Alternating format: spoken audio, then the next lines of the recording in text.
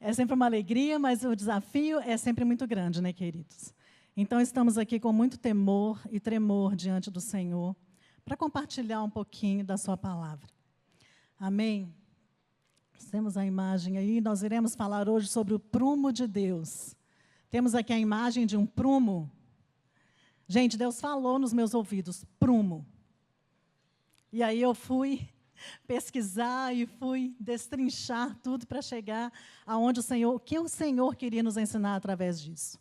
Então, o prumo é esse fio com um peso numa das extremidades.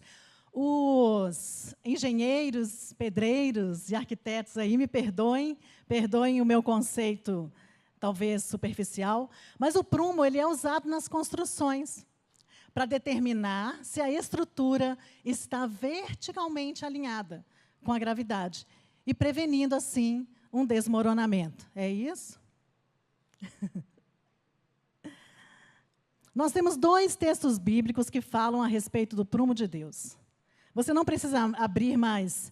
Em Amós 7, numa visão dada ao profeta, o Senhor se mostra ali sobre um muro e ele tinha um prumo na mão. A nação de Israel, o contexto era, a nação de Israel, ela foi construída sob a planta original do próprio Deus. E então ali o Senhor vem para avaliar Israel através do seu prumo. Esse prumo que estabelecia os princípios e as diretrizes sobre os quais o povo deveria andar. O outro texto que nós temos que fala sobre o prumo é Isaías 28, diz assim, se você quiser abrir, pode abrir. Portanto, assim diz o Senhor, o soberano. Vejam, ponho em Sião uma pedra, pedra já provada, preciosa, pedra angular, sobre a qual se pode construir com segurança. Quem nela crer, jamais será abalado. Farei do juízo a régua e da justiça o prumo. Então, nesse texto, nós vemos que Cristo é a pedra angular. A pedra angular, ela é a pedra fundamental, não é isso? Utilizada nas antigas construções. Então, ela é a primeira pedra que é assentada numa construção. Ela determina o ângulo reto entre uma parede e outra. E, através dela, as outras pedras são colocadas. E isso alinha toda a construção. Então, a pedra angular, ela é o elemento essencial. Ela é o fundamento da construção. Você pode abrir aí, se você quiser, Efésios 2, 20 a 22. Eu vou ler na tradução da linguagem de hoje. Diz assim, vocês são como um edifício e estão construídos sobre o alicerce que os apóstolos e os profetas colocaram. E a pedra fundamental desse edifício é o próprio Cristo Jesus. Ele mantém o edifício todo bem firme e faz com que cresça como um templo dedicado ao Senhor. Esse texto diz que nós somos como um edifício. Na palavra nós somos chamados de templo, somos chamados de, o Geraldo orou sobre isso aqui, somos chamados de santuário, de casa de Deus, casa de oração, somos chamados de tabernáculo. E como casa de oração, e como tabernáculo e templo, nós estamos em construção. Quem já viu essa frase? Estamos em construção. Viralizou durante um tempo aí, né? Até se estampava nas camisetas. Estou em construção. Então, a verdade é que nós estamos em construção mesmo. Mas nenhuma construção ela pode ser edificada sem um fundamento. Senão, ela está destinada a ruir. Então, como casa espiritual, nós precisamos do fundamento, que é Cristo. Esse alinhamento vertical, que é feito através do prumo, ele é indispensável, amados, para que a casa de Deus que somos nós, ela continue verdadeiramente em pé. Nós cantamos aqui hoje, estamos de pé, estamos de pé. Mas a música toda não está relacionada ao nosso poder de estar em pé, mas naquele que é a rocha, que é a pedra angular, que é o firme fundamento. Ele é o único que pode nos manter de pé. A Bíblia diz, todo aquele, pois, essa água é minha? Só um minuto.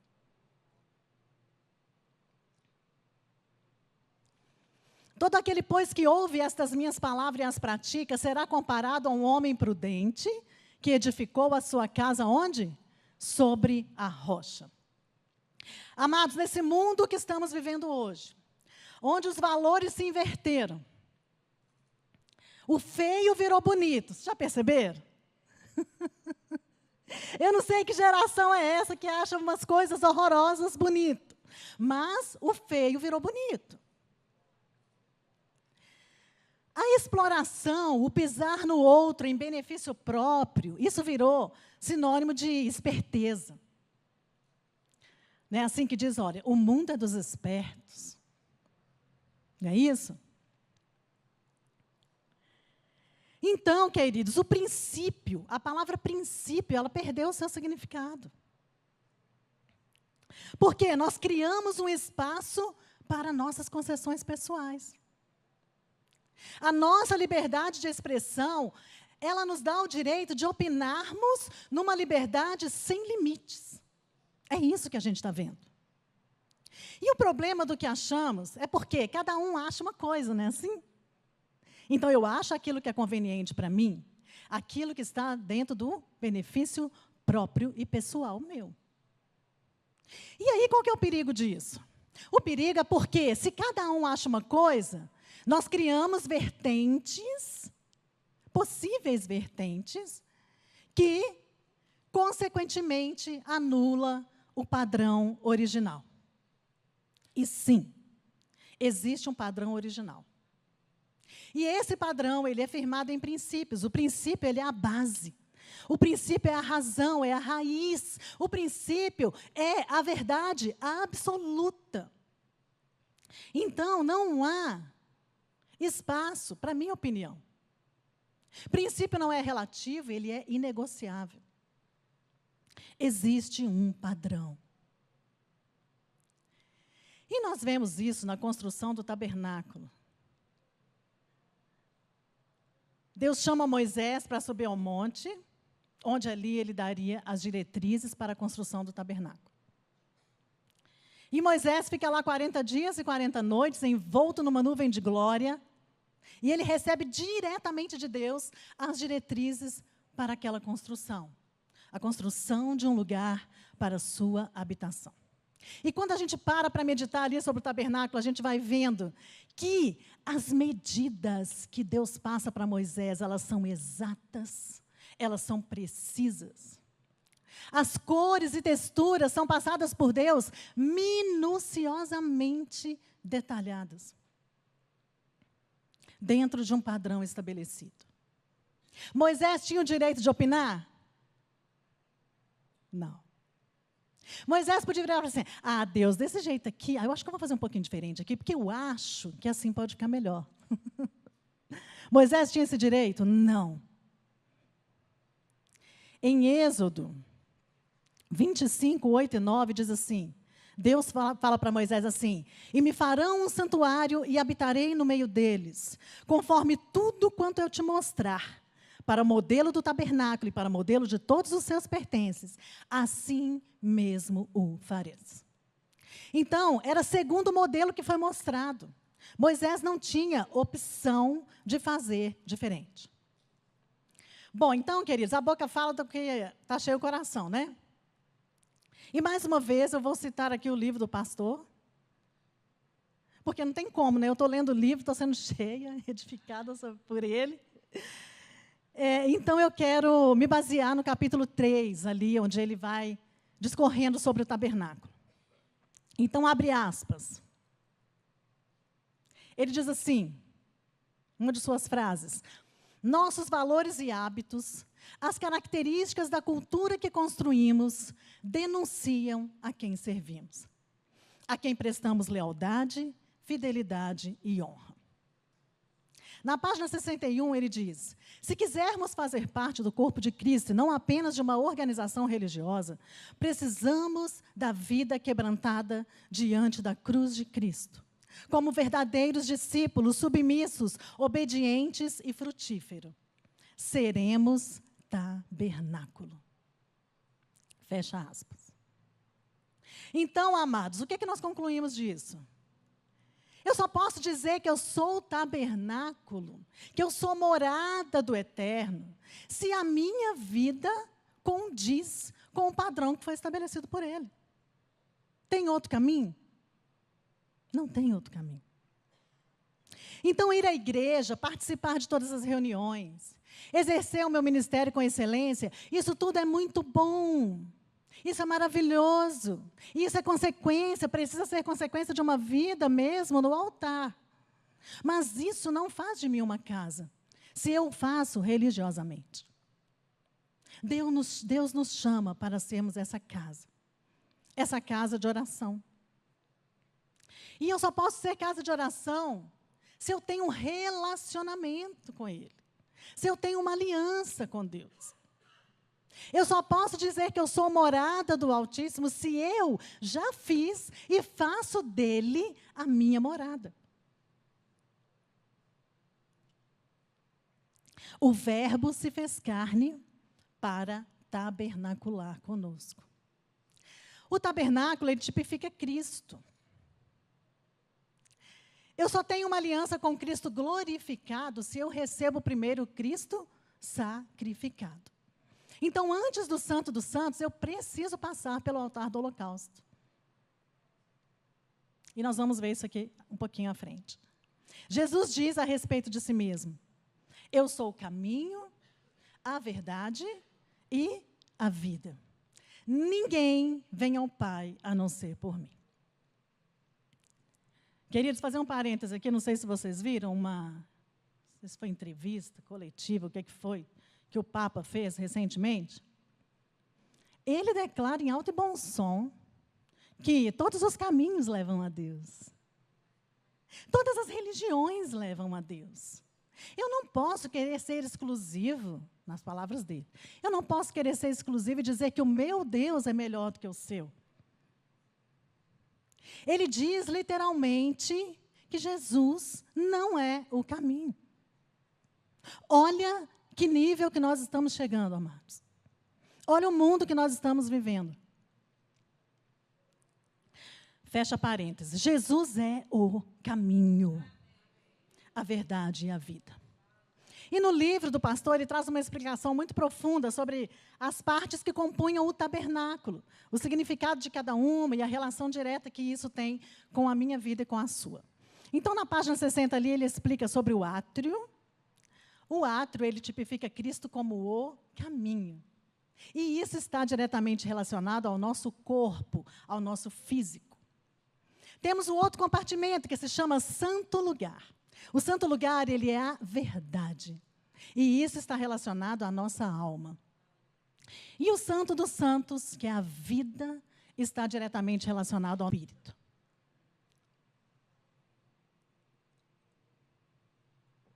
Oh, gente, a boca vai secando. E o que eu entendo dessa verdade é o seguinte: existe um processo e existe um padrão. Então, vamos abrir de novo as aspinhas aqui para as palavras do pastor. Quando ele explica sobre o átrio é onde se executa todas as questões físicas necessárias e lícitas, pertinentes à manutenção da nossa vida, da vida cotidiana. É nesse lugar que também se encontrava o altar do holocausto e a pia do lavatório, que são símbolos que expressam a cruz. Ninguém poderia chegar ao santo lugar e a presença de Deus no Santo dos Santos sem primeiro passar pelo altar do holocausto, que representava a cruz e o poder do sangue. Fecha aspas. Então, o que eu concluo? O resumo do resumo. Não há glória sem cruz. Não há ressurreição sem morte. Já viram o vivo ressuscitar? Quem ressuscita? Quem está morto. Não há ressurreição sem morte. Então, se eu desejo participar da sua glória, eu primeiramente participo do seu sofrimento. A palavra diz, se alguém quer vir após mim, negue-se a si mesmo. Morra para si mesmo. Então, tome a sua cruz e me siga. Nós cantamos aqui hoje. É Ele, por Ele que eu estou gastando a minha vida, perdendo tudo por amor e com alegria, dono dos meus dias. Nós cantamos isso.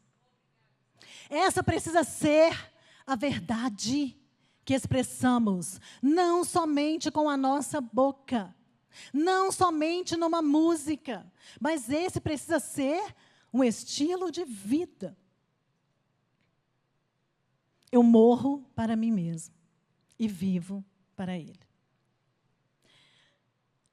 O santo lugar, abre aspas, entra-se no santo lugar exclusivamente pela cruz, a partir do caminho, que é Cristo. Esse é o lugar da verdade, do discipulado, da santificação, do louvor com oferendas de um puro coração. No santo lugar ficava um candelabro, que representa a luz de Cristo, a mesa dos pães, que simboliza Cristo, o pão vivo, a sua palavra, que é o nosso sustento, e o altar do incenso, que ardia continuamente, como símbolo do fogo da oração e do louvor dos filhos de Deus. Fecha aspas. Então, amados, no santo lugar, esse é o lugar onde eu reconheço a minha natureza pecaminosa. Esse é o lugar de rendição. Eu passo pela mesa de pães e eu me alimento da sua palavra. Não há vida cristã sem alimento da palavra, amados. Eu não posso dizer que sou cristão se eu não me alimento da palavra. A palavra ela é o prumo para a minha vida. É onde estão os preceitos esclarecidos. É onde todos os princípios, o padrão que Deus estabeleceu está ali. Então, se eu não leio, se eu não medito, se eu não permito que essa palavra adentre no meu coração, venha e me sonde e me transforme, eu não posso dizer que sou morada do Eterno. No santo lugar é onde eu permito que a palavra, que é o próprio Cristo, venha com seu prumo e avalie se a construção está dentro do padrão e se ela não corre o risco de ruir. Nós precisamos do prumo da palavra sobre a nossa vida. Davi ora assim: quem pode entender as próprias faltas? Livra-me, Senhor, daquelas que me são ocultas. Gente, nós precisamos do olhar de Deus sobre nós. Nós precisamos desse sondar de Deus no nosso coração, porque nós somos incapazes de ver os nossos próprios erros. Nós sempre somos bonzinhos, já viram? Sempre somos bonzinhos. Nós sempre nos comparamos com o outro que está no mesmo nível terreno, mas o padrão que foi deixado foi o Cristo perfeito. Foi um padrão perfeito. É com Ele que eu tenho que me comparar. Ele que é o meu referencial de vida. Então, somente através da minha exposição à palavra, eu dou permissão para que Ele venha e endireite o que está tortuoso. Dessa forma, eu sou realinhado ao padrão. Só pela palavra nós somos libertos. Como é que diz lá? Conhecereis a verdade e a verdade vos libertará. Só pela palavra nós somos santificados. Santifica-me na tua verdade. A tua palavra é a verdade. A tua palavra é a verdade. E nós precisamos, amados, abraçá-la com toda a nossa força. O abraço, ele é a expressão física que mais revela aquilo que é precioso para nós. Não é assim? Você está morrendo de saudade de uma pessoa, muito tempo que você não vê. Quando você encontra com ela, o que você faz? Corre e abraça, dá um abraço bem apertado. Por quê? Aquela pessoa é preciosa para você. Aquela pessoa tem muito valor para você. Através do seu abraço, você expressa o valor que aquela pessoa tem. Então, eu abraço a palavra, porque eu sei que ela é preciosa para mim. Eu abraço o que eu descubro em Deus ali, até que isso se torne parte de mim. Até que essa palavra seja impressa em mim, com letras inapagáveis, com letras de fogo. É isso que eu preciso. Eu reconheço que a palavra, ela é o alimento para o meu espírito. Sem esse alimento eu morro. A palavra, ela é a água que me purifica, me regenera e sacia a minha sede. Ela é lâmpada para os meus pés. Eu não vou andar como cego tateando. Eu não vou andar como cego, sem rumo, sem saber para onde vou. Ela é lâmpada para os meus pés. E ela é mais preciosa do que o ouro mais puro. É isso que diz a Bíblia. Ela é mais doce do que o mel. A palavra é o próprio Cristo. Tudo passa, amados. Tudo passa. Tudo que é físico, terreno, temporário, isso vai passar. Eu não posso ficar somente no átrio. Eu não posso viver uma vida de prioridade para o átrio, porque isso diz respeito à minha vida física. E isso vai passar.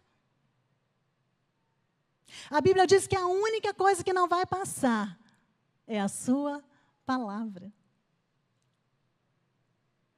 Então, se respaldamos ou pautamos a nossa vida no que é vulnerável e temporário, nós estamos fadados a cair. Nós estamos fadados a ruir. A nossa construção está correndo um sério risco.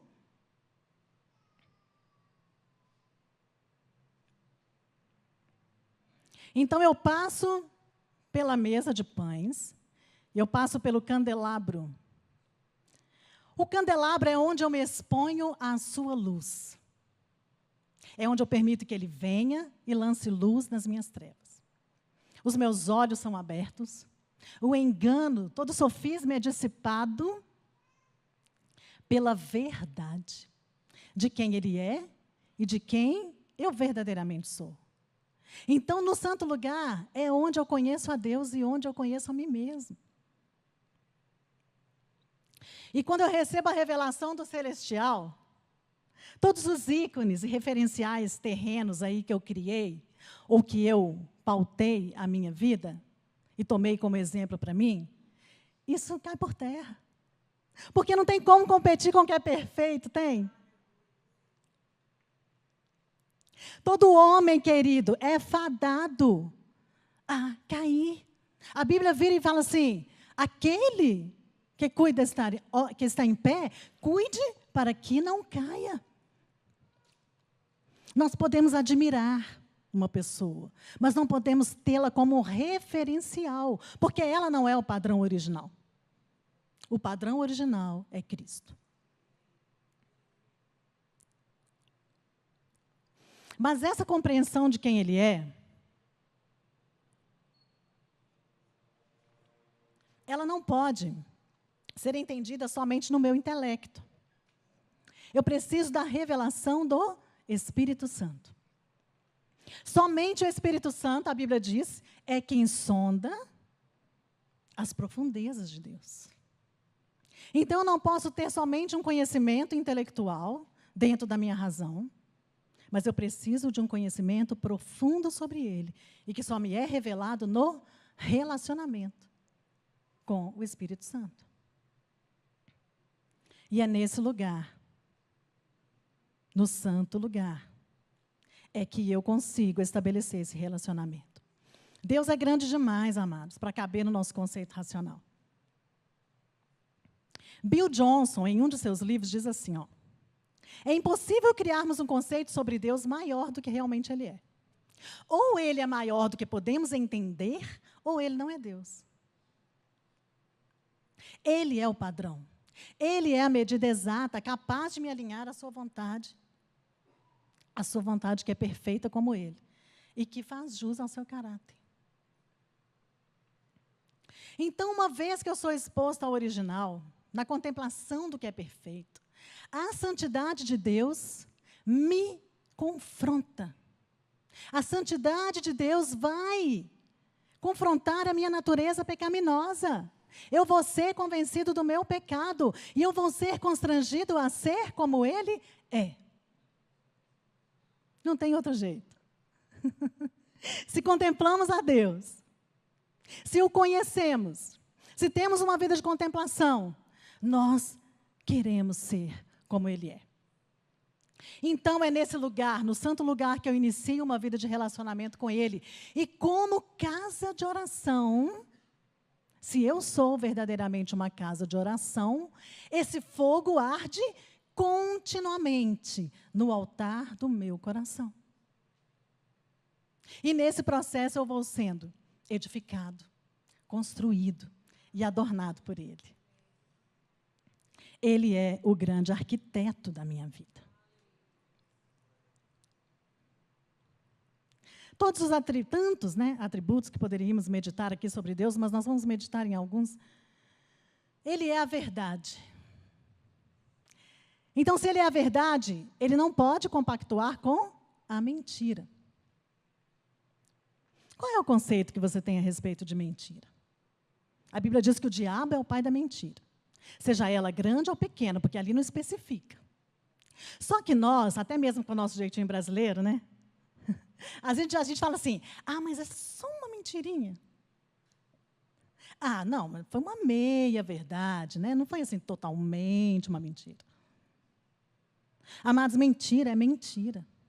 Eu não posso compactuar com isso, se aquele que é a verdade, eu digo que habita em mim.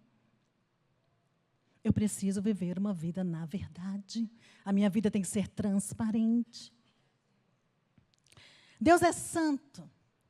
A Bíblia diz que os seus olhos são tão puros, eu amo esse versículo, que Ele não pode contemplar o mal.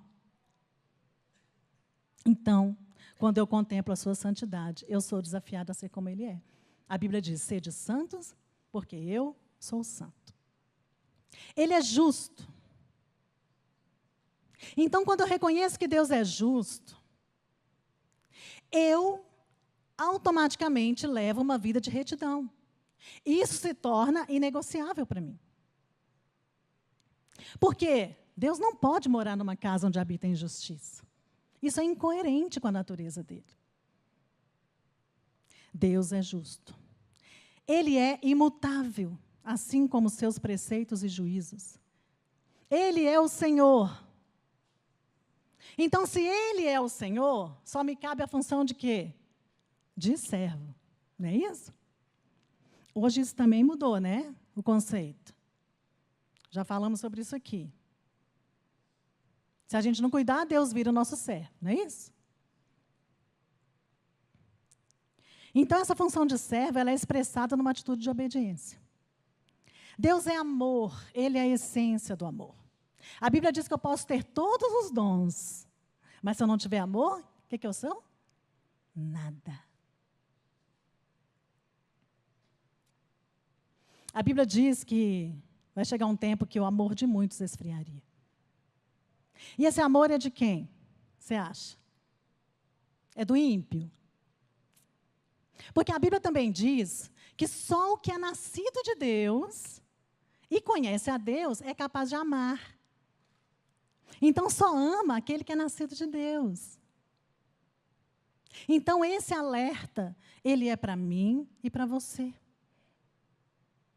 Nós precisamos voltar ao primeiro amor.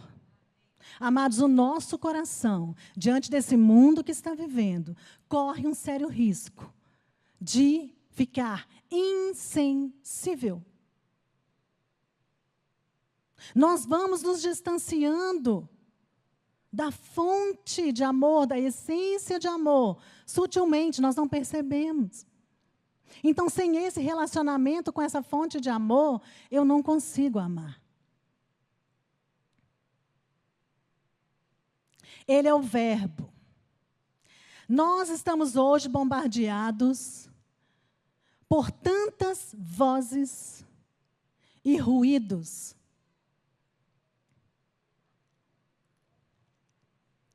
Então, nós precisamos estar em profunda sintonia com Ele, para não sermos confundidos. Nós precisamos discernir a voz de Deus. Porque se nós não discernirmos a voz de Deus, e esse discernimento só vem através do nosso relacionamento com Ele, nós seremos confundidos. Porque as vozes estão gritando. Os ruídos, eles estão cada vez mais altos. E nós estamos expostos a isso o tempo inteiro. Só Cristo é a sintonia que gera o som perfeito. Ele é o acorde que dita o tom correto. O nosso sim diante da revelação é o convite que nos dá acesso ao mais de Deus. E o mais de Deus está nesse lugar aqui, ó, no Santo dos Santos. Então eu passo pelo átrio, eu entro no santo lugar e eu tenho a promessa do Santo dos Santos. Abre aspas. Diz assim: pelo véu que foi rasgado de alto a baixo, entramos no Santo dos Santos. Acessamos a instância de plenitude, intimidade, adoração. Onde a vida no Espírito é a prioridade. Onde a vida no Espírito é a prioridade.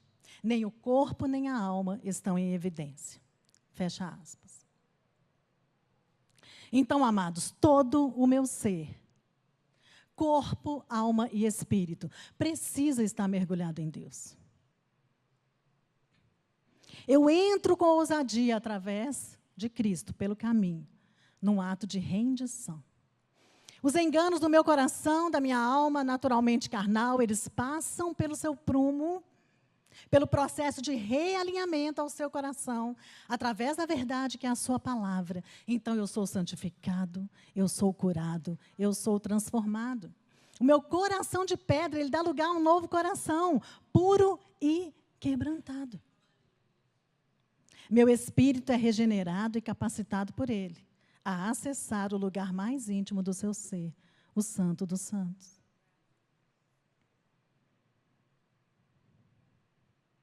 Eu sou convidado a viver um relacionamento de plenitude.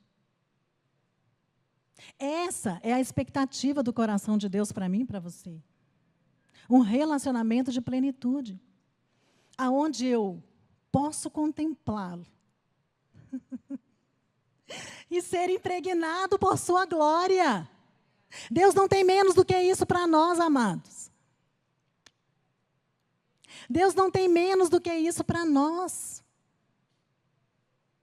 Mas o poder de escolha é meu e seu. Então, nesse lugar, o meu coração, ele se torna um altar. Aonde Deus é adorado, aonde Ele é verdadeiramente honrado. Então, com a minha postura de vida, com o meu estilo de vida, eu construo, através de uma adoração, através da adoração, um trono para Ele. Um lugar para a sua habitação. O tabernáculo lá de Moisés, tabernáculo físico, né? De Moisés, e posteriormente de Davi. O tabernáculo sem os altares, ele seria somente mais uma construção, não é isso?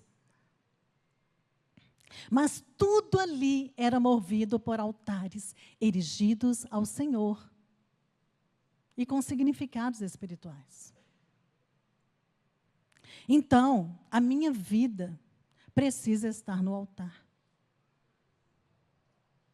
Como diz a palavra, nele nos movemos e existimos. Então, ser templo, tabernáculo, santuário, não é só um título que é dado para nós. Isso é construir um lugar para a presença de Deus. Salmo 132, 4 e 5, Davi diz assim: não darei descanso aos meus olhos, nem repouso às minhas pálpebras, enquanto não achar lugar para o Senhor, uma morada para o poderoso de Jacó. Em Êxodo 40, 16 diz assim: E Moisés fez conforme tudo o que o Senhor lhe ordenou. Assim o fez. E aí no versículo 34 diz assim: então, Moisés fez conforme tudo o que o Senhor ordenou.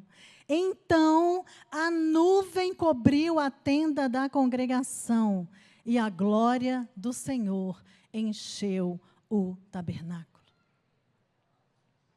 Então, se eu sou um tabernáculo segundo o modelo estabelecido,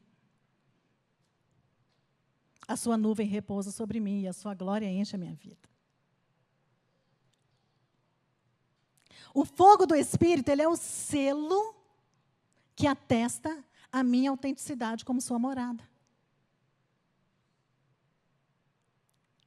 O fogo do Espírito, ele precisa arder no altar do nosso coração. Esse é o selo de alguém que é verdadeiramente um tabernáculo.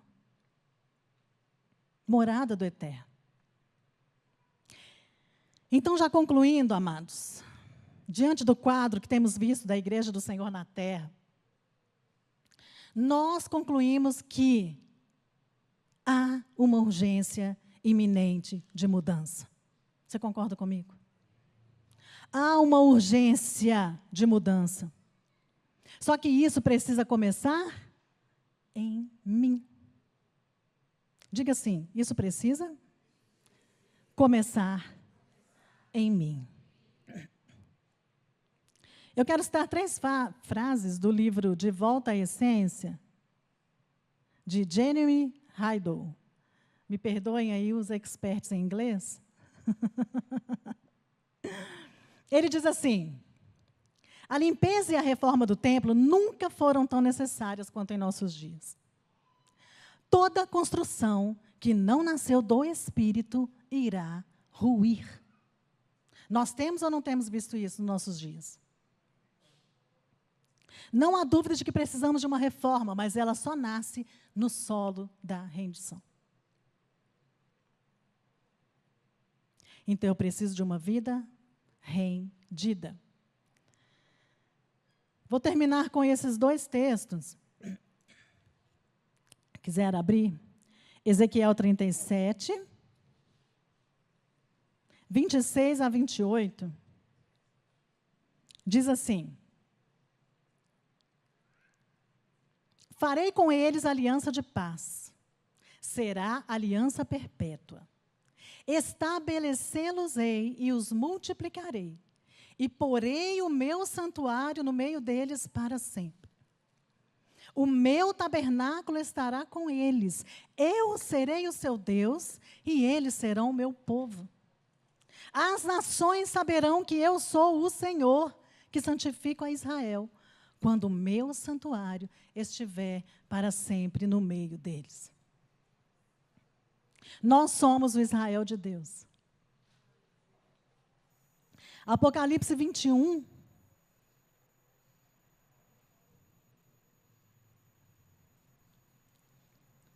Apocalipse 21, a partir do versículo 3.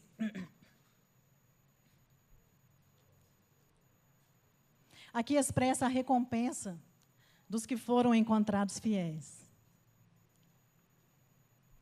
Então ouvi grande voz vinda do trono dizendo: eis o tabernáculo de Deus com os homens. Deus habitará com eles. Eles serão povos de Deus, e Deus mesmo estará com eles. E lhes enxugará dos olhos toda lágrima. A morte já não existirá.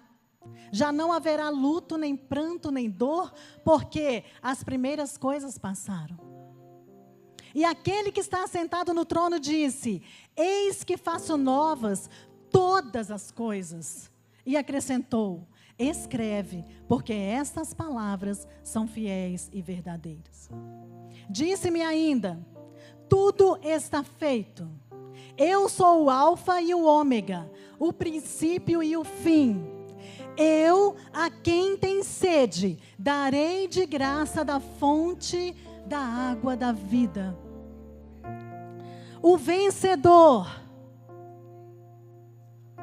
o vencedor. Aquele que não se deixou ser enganado por qualquer vento de doutrina, mas aquele que foi guiado pelo sopro e pelo vento do Espírito, o vencedor.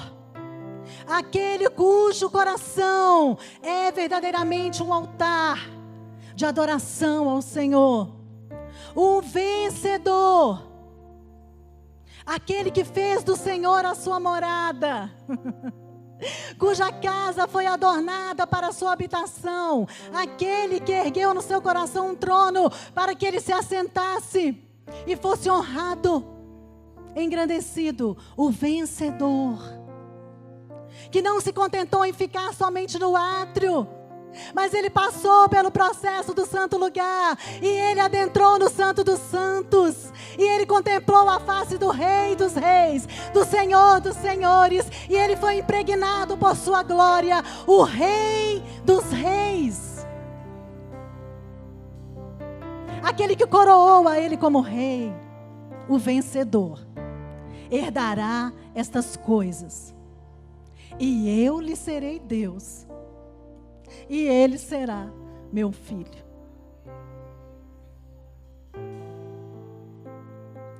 Amados, o que eu quero te dizer, finalizando, é que existe muito mais. Existe muito mais para mim e para você.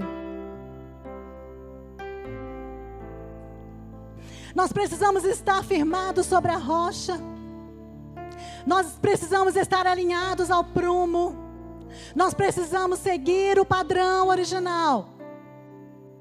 E nós precisamos entrar nesse lugar aonde o caminho que Jesus nos deu acesso. Quando nós não entramos no Santo dos Santos, nós estamos anulando a cruz. Nós estamos anulando o sacrifício de Jesus. Porque Ele veio para reabrir o acesso. Ele veio para que nós tivéssemos novamente acesso ao Pai, ao trono da graça, ao trono da glória. O Senhor tem mais para nós.